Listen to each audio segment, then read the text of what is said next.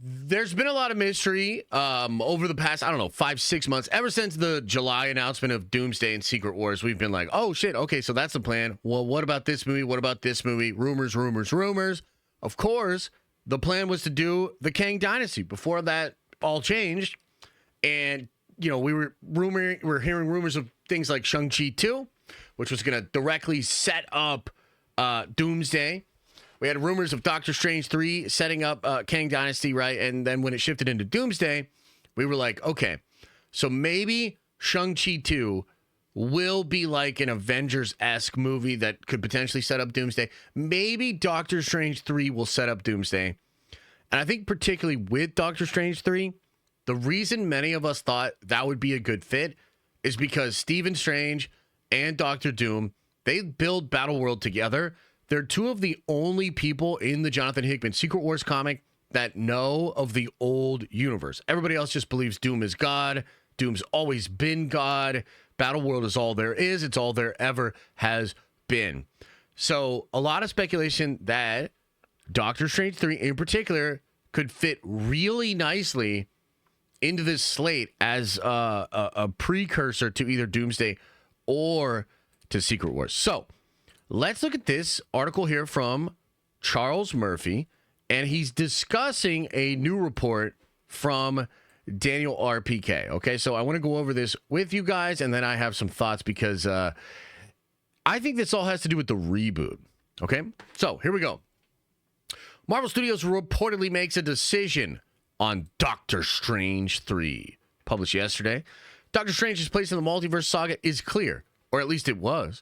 2022's Doctor Strange in the Multiverse of Madness surprised fans by revealing that the multiverse faces no greater threat than Stephen Strange. The film's mid-credit scene featuring Charlize Theron as the powerful extra-dimensional sorceress Kalia saw Strange embark on what many believed to be the first step in discovering that time was running out for the universe. And I think this is probably an article where he was speculating that would be what the movie is about. Of course, much has changed since then, which means whatever adventures the Multiverse of Madness writer Michael Waldron had in mind for Strange and Clea may no longer be on the docket for the paranormal pair. And there's a threat, and it's out there. And now it's out there. There's a multiversal threat.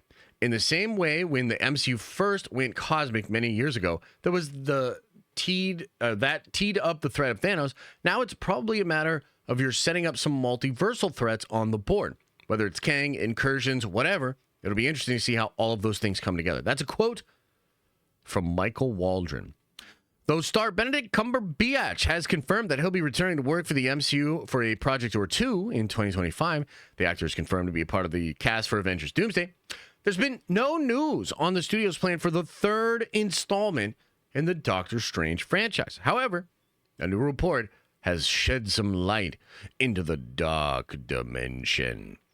According to Marvel Studios insider Daniel Richtman, production on Doctor Strange 3 is expected to get underway in 2026. Should that come to fruition, it's likely that the film would take one of the studio's two currently unfilled 2027 theatrical slots. Really, what happened was we ended up stumbling upon an idea that activated all of us. You couldn't see it coming until it came.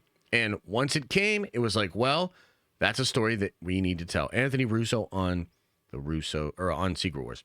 While many believe Doctor Strange will provide a good chunk of exposition necessary to get fans ready for the final act of the multiversal saga, that is exactly what we were just talking about. This movie was said to be a thing perfect for a prelude to Secret Wars or Doomsday. Alex Perez has hinted that a lot of that story is really important for the multiversal saga. But as Charles says here, it's possible that writer Stephen McFeely has incorporated that into Strange's arc in Avengers Doomsday and Secret Wars.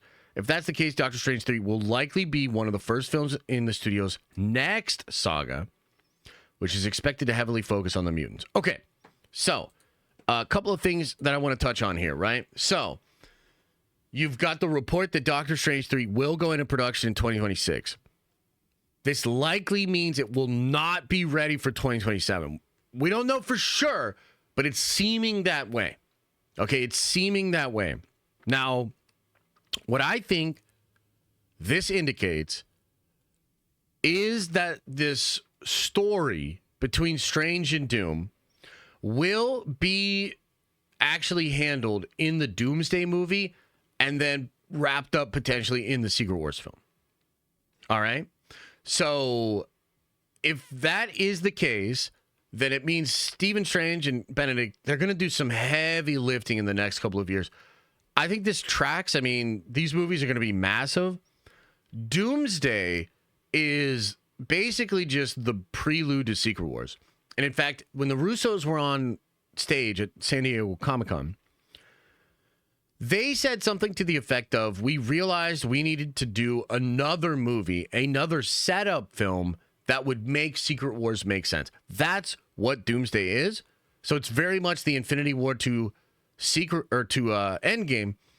But I think they have to do a lot more heavy lifting of story because Doctor Doom has not been around. Doctor Doom is not established. He may be established in the Fantastic Four movie in some really interesting ways, but he hasn't been around. We don't have any indication that he's the big bad, right?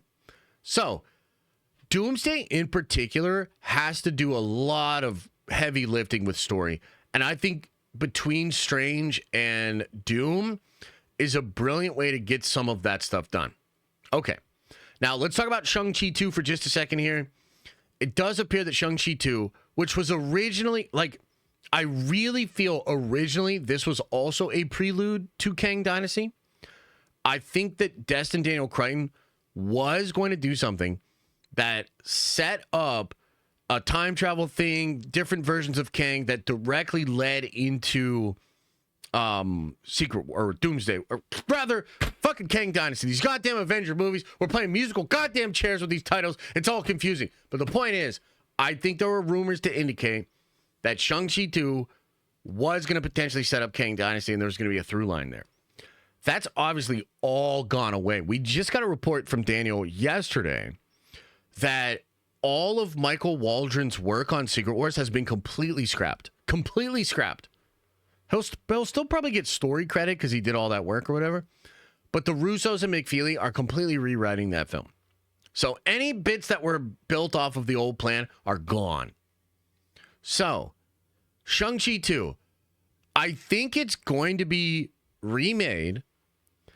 And I think it will, one of the things I'm really interested in is, if we discover what the 10 rings actually are via the next two Avengers movies, which I believe they're just ancient celestial technology, perhaps connected to the World Forge that created this version of the 616 after the original multiversal war, then I'm interested, will Shang-Chi not have access to the 10 rings after Secret Wars? Will he have access to the 10 rings, but it's kind of like a problem? There's a lot of questions there. I think if this is indeed true, it likely just means Marvel's okay, moving in to the Mutant Saga, we think that is a good place for the Shang-Chi sequel. Okay? And maybe it is the connection to the celestial technology that becomes the plot of Shang-Chi, which kind of ties him into the cosmic stuff. We've heard a lot of rumors of Judgment Day, maybe Annihilus, some crazy cosmic stuff happening, right? So that's one thing. But for me, the really interesting part is Doc Strange potentially in 2027 in the MCU reboot. Now, for the uninitiated and for people that don't know, there is a long-standing rumor, which at this point appears to be totally real. This rumor is that after Secret Wars, you're going to get a soft reboot of the Marvel Cinematic Universe. All kinds of rumors about what this could be. You could get a lot of recasting, maybe they recast Tony Stark, maybe they recast Steve Rogers, maybe they recast T'Challa, right? There could be a lot of new faces in this new version of the MCU. Also, rumors that you're going to get new X-Men cast, right? Sadie Sink, and I think Jeff Snyder is going to tease, and maybe even potentially tonight, tell us another one of the new X-Men that's rumored, right? But in the context of this soft reboot, a Doctor Strange movie is the perfect way to ease this transition. Because I would imagine if anybody remembers the Secret War, if anybody remembers the old version of the MCU, it would be a character like Stephen Strange. And so Stephen Strange and his perspective and the knowledge of Secret Wars could be a brilliant way for us, the audience, to be introduced to what this new version of Marvel looks like. Stephen could even say things like, oh, you look different, or oh, you're the same, or I forget, did this actually happen? Do you remember this particular thing happening to said character? So I think it's actually a really smart way to utilize this character and to help the transition. And if this is really happening, it just means that Benedict is totally all in on this. And man, this would be crazy because he's a huge part of the Avengers films. And then he goes on to get another movie, you know, in this new phase with like mutants and X-Men and all that kind of crazy stuff. So I actually think it's a pretty smart idea. Like my initial reaction to this story was, man, I'm bummed because Doctor Strange is such a great character to set up a lot of stuff for Doomsday. And that context and doing time runs out, all that sort of stuff. The rumors of the Black Priest, all that stuff, man. Incredible. But if we're really rolling in to a new rebooted MCU and there are perhaps lingering threats or effects from Secret Wars that are still plaguing the Marvel Cinematic Universe, then Doctor Strange is the perfect character to explain that to us, the audience, and take us through this new version. So that's actually that's my prediction. Like, that's what I think is going to happen. That's probably why they pushed the movie. And I mean, think about it like this. If this actually goes down, it would mean in 2027, we would have a Secret Wars movie. We would have Doctor Strange 3, the new MCU or whatever they're going to call it, right? And then we have the first X-Men or Mutants project. All in 2027. And one of the things that Kevin said recently, and I'm going to sneeze, so hang on.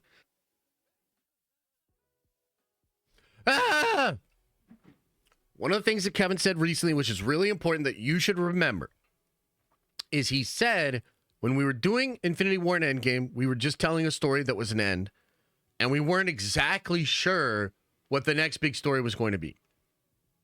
This time around, we know exactly what the next story is, and we have ways to connect what we're doing in Secret Wars and Doomsday and the end of the multiverse saga directly into that story.